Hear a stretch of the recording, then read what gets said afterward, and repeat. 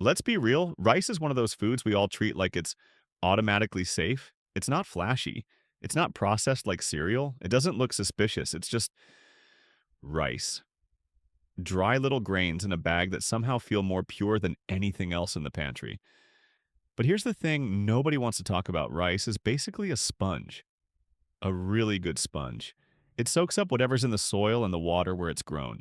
And depending on where that rice comes from and how transparent the supply chain is, you can end up eating something that's fine or something that's a total trust me bro situation. And the worst part, you can't taste the difference, you can't smell it, you can't eyeball it. So today we're doing a simple practical breakdown.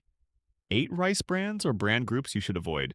Not because rice is evil and not because you need to panic, but because these options come with the most red flags around transparency, sourcing, and controversy. And to keep this from turning into doom scrolling for your pantry, I'm also giving you 2 safer picks worth buying at the end options that are easier to shop for without needing a chemistry degree. Plus a super simple cooking move that can make a huge difference no matter what rice you already have at home. We're going countdown style from number 8 to number 1. Let's go. Number 8. Trader.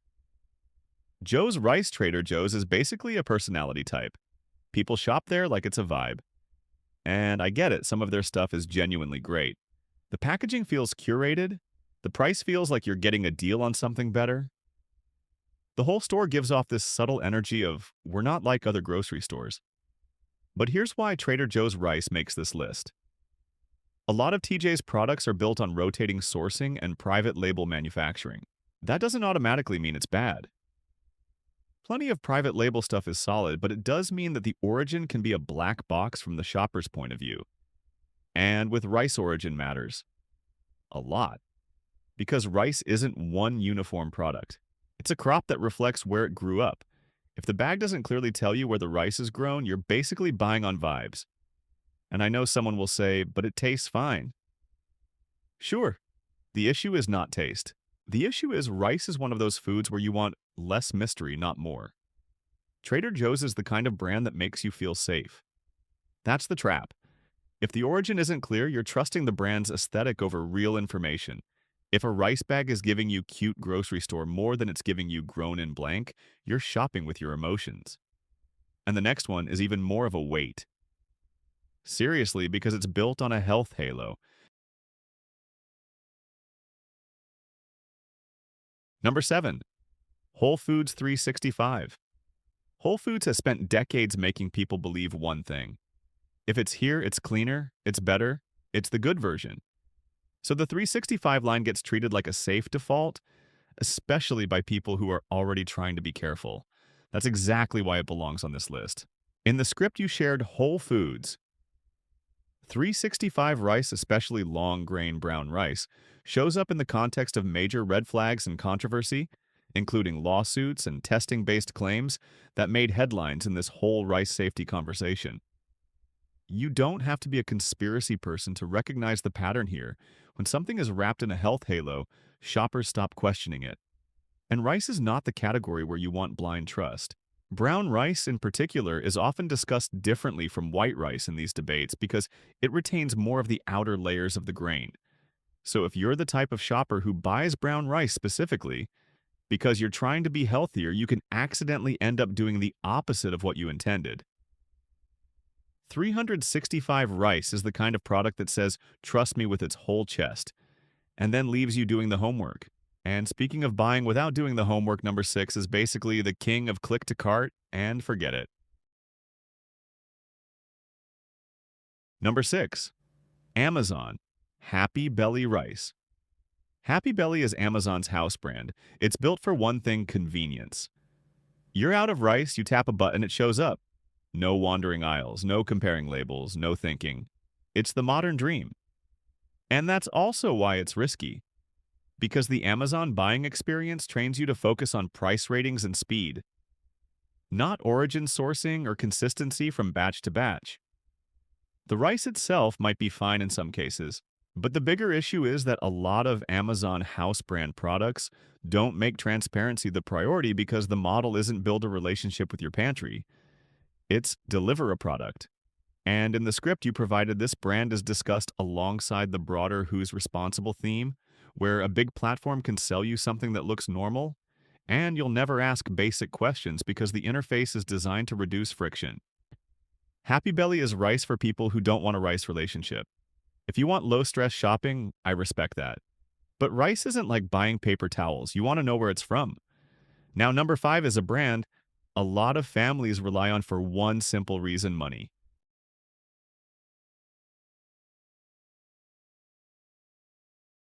Number 5. Walmart Great Value. Rice Great Value is the Get It Done brand. It exists for real-life budgets, families, big meals, bulk cooking. And if you've ever fed a household, you already know you don't always get to pick the perfect option. You pick what you can afford. But here's why Great Value Rice makes this list. When a product is built to hit a price point, the supply chain often leans toward the most cost-efficient sources. And the script you gave frames Great Value as a brand that can be tied directly or indirectly to the bigger concern people have with certain U.S. rice regions. Again, this isn't about the rice tasting bad, it's about a risk profile that matters more when you're eating rice often. Because if you buy Great Value rice and you eat it once a month, whatever, but a lot of people eat rice multiple times a week. Some families eat it daily. And at that point, your default bag matters. The real problem is people who are budget constrained are the least able to just switch when they hear scary headlines. That's why rice conversations get messy fast, because it turns into a story about inequality. Great Value isn't the villain, the system is. But that doesn't mean you want it as your daily default if you have better options. If Great Value is what you can do, I'll give you fixes at the end that help a lot. Now, number 4 is where we move into the legacy brand zone brands that feel like they've always been around, which makes people assume they're safe. Number 4, Mahatma and Carolina Rice. Mahatma and Carolina are those brands you see and you feel like, yeah, that's rice, they're classic, familiar, especially in certain parts of the US. And in the script you provided, these brands are tied into the bigger conversation around lawsuits and testing-related concerns, particularly around brown rice and specific product types. The key issue with legacy brands isn't always that they're bad. It's that people treat them like they're beyond scrutiny. But rice is agriculture. It changes by region. It changes by year. It changes by the decisions companies make around sourcing. So, when a brand has repeated controversy attached to it, the smartest consumer move is usually the simplest move. You don't debate it. You don't rationalize it. You don't argue in the comments. You just pick something else. If your rice brand has a history, you don't need to become a detective. You can just stop buying the mystery. And now, number 3 is the twist on the list because it's not just rice. It's rice plus a bonus problem.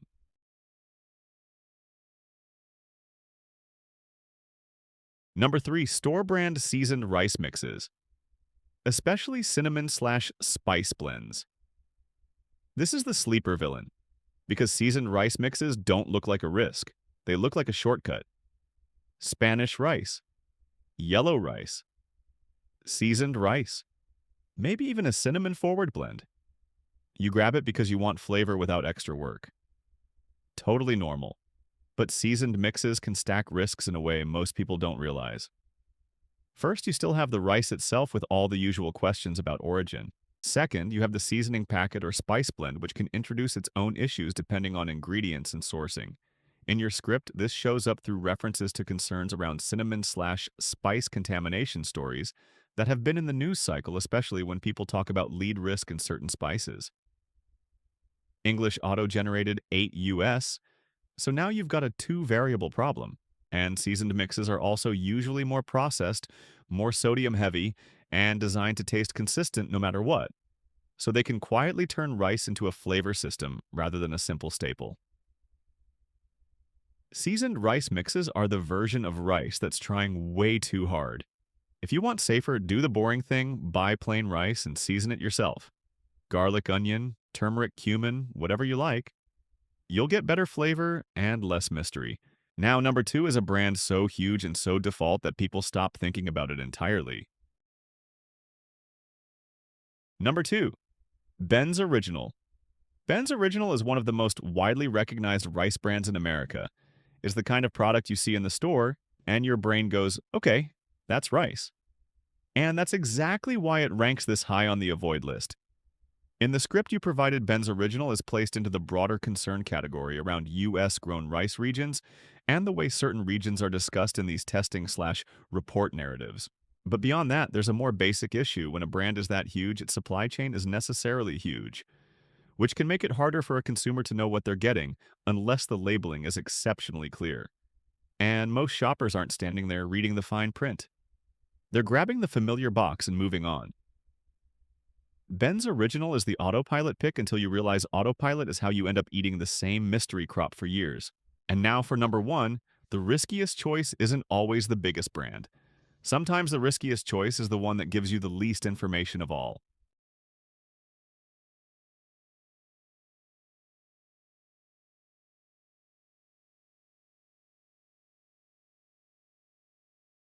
Number 1. Minute White Rice. Number 1 is Minute White Rice, the ultimate trust me rice.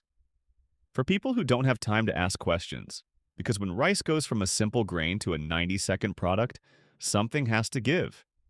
To make rice cook that fast, it's typically pre-cooked, processed, and engineered for convenience. So what you're buying isn't just white rice, it's white rice that's been heavily handled to behave a certain way. And here's why it lands at number 1 with a regular bag of rice. You can at least judge quality by origin, variety, and basic transparency. With Minute Rice, the whole selling point is speed, not sourcing. You're usually not getting clear front and center answers on where it was grown, whether it's blended across regions, how old it is, how it was stored and processed before it ever got to your pantry. And sure, if you eat rice once in a while, you can get away with it. Convenience has a place. But if rice is a staple in your house, you don't want your staple food to be the one that's been most processed, least transparent, and easiest to mindlessly repeat. If you're eating rice every day, don't make the 90-second version your default. All right, now we've done the doom. Here's the part that actually helps. The payoff: 2 safer picks. Worth buying.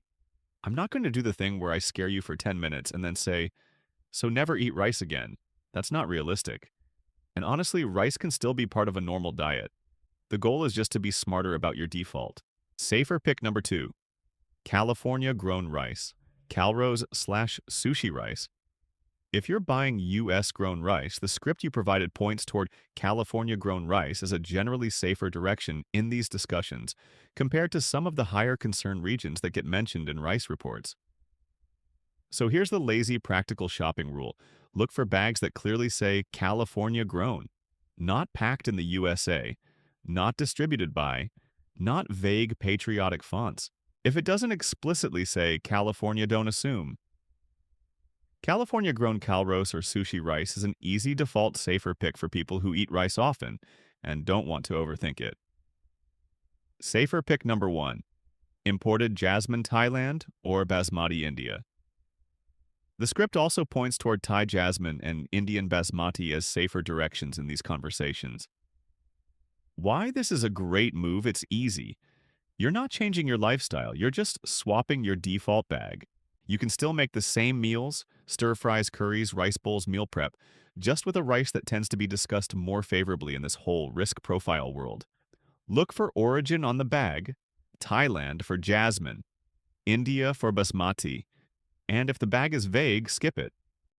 The 30-second rice safety checklist. No panic, just smart habits 1. Don't buy rice that won't tell you where it's from. Origin matters. Mystery is not a feature. 2. Avoid seasoned rice mixes if you're trying to reduce variables. Rice plus spice blend plus flavor packet equals more uncertainty for no real benefit. 3. If you eat rice a lot, don't make budget mystery rice your daily default.